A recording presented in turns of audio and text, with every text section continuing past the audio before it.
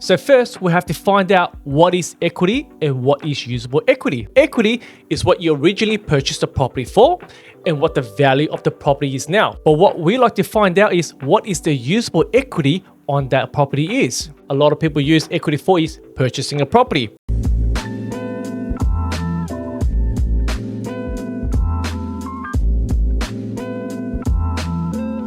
Imagining purchasing your property for $500,000 and a few years later it's got up to $1 million. What am I going to do with all that capital growth, or what we like to call it, equity?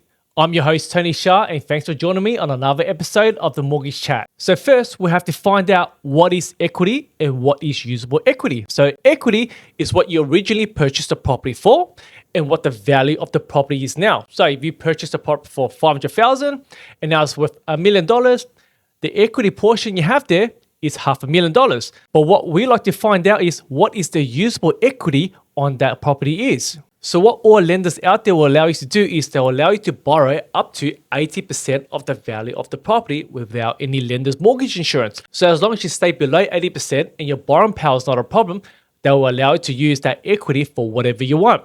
So in this case, if my loan is $500,000 and the value of the property is worth $1 million, the bank will lend you up to 80% of the value of the property, which is $800,000. So $800,000 minus your loan of $500,000, that means you got a usable equity of $300,000.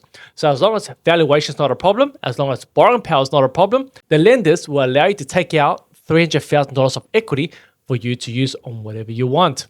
And I'll break it down what you can use equity for and what I've personally used equity for. So a lot of people think you can only use equity for certain things, right? So yes, some lenders will allow you to use equity for certain things only, but there's a lot of lenders out there that pretty much allows you to use equity for whatever you want, as long as valuation is not a problem and as long as borrowing power is not a problem, okay?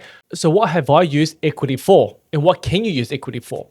So the first thing a lot of people use equity for is purchasing a property. So it could be for investment purposes or it could be for owner-occupied purposes, right? So I've had clients that drew out equity to buy multiple investment properties, and this equity here is to use for the deposit plus stamp duty and cost to buy investment properties. Now, I've also had clients use this equity to buy the new owner-occupied property, right? So essentially borrowing 100% of the purchase price plus cost on either investment or for owner-occupied purposes. So as an example, I've been able to use my existing equity and leverage of that property to buy multiple investment properties.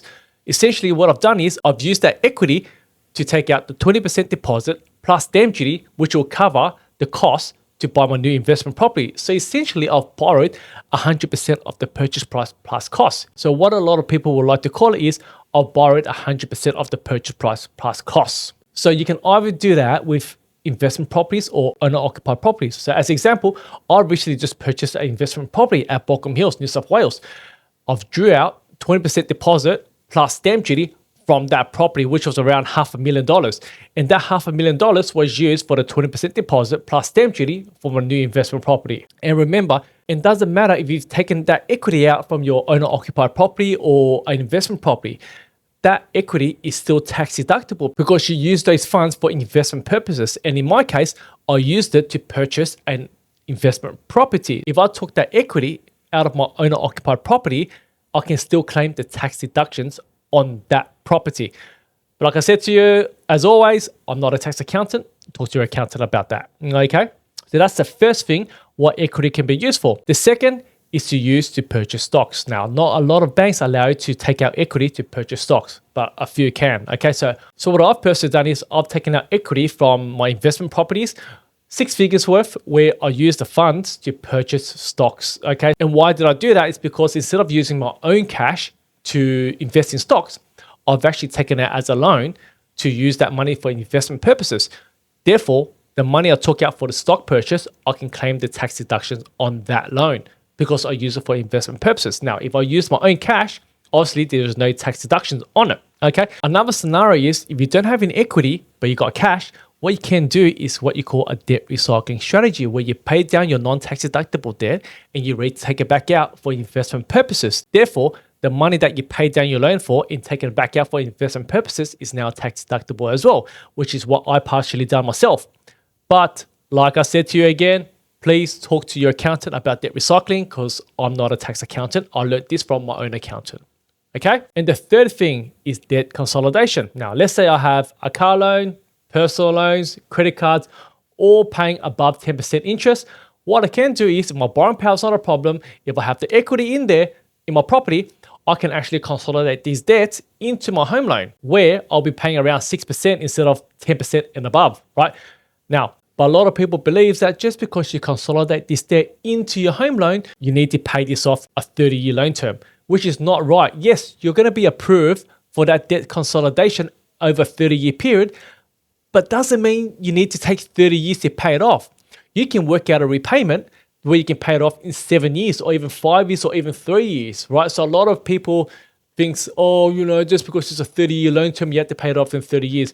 Well, the question I have for you is, if you have a 30-year home loan, a normal residential home loan, do you expect to pay that off in 30 years? No, you wouldn't. You'll want to pay that off as fast as you can. So there's no difference in consolidating that debt and paying it off before the 30-year loan term. What you're going to get is you're going to pay it off a lot more faster because you're going to save yourself a lot of interest. And the fourth thing is you can actually use the equity to purchase cars, to purchase boats, or any other toys that you want to purchase, like a jet ski or something. All right. As long as, like I said to you, equity is there and borrowing power is there. And yes, you're probably thinking, oh, but Tony, is a 30-year loan term again. No, it isn't. You can still pay it off in 1, 2, 3, 4, 5 years. You don't need to pay it off in 30-year loan term. You just work out a repayment, ideally 7-year loan term or less, and hopefully you pay a repayment where you can pay it off within that time frame. And the last thing is you can actually consolidate business debts into your home loan, okay?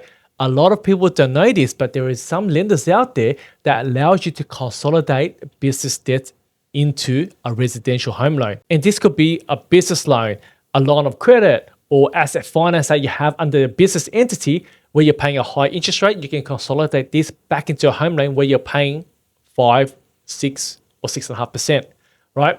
A lot of people don't understand this because not a lot of lenders do it. So if you want to save yourself on cash flow and you have no use for that equity on your home loan, consolidate that debt. What we get is we get some clients where they're paying 10% on car loans or equipment finance. And what we say to them is, why are you paying such a high interest rate? You can actually consolidate these asset finance, what we call it, into your home loan where you're going to save yourself 2, 3, 4, 5, 6%, right? Because you'll be paying residential home loan rates where you're going to save yourself a lot more money as long as you have no use for the equity on that property, because once you use that equity, then will any future use, like you want to buy another investment property and you need to use equity, it's actually not there for you to use anymore. So better planning needs to be involved when you want to use it to consolidate business debts.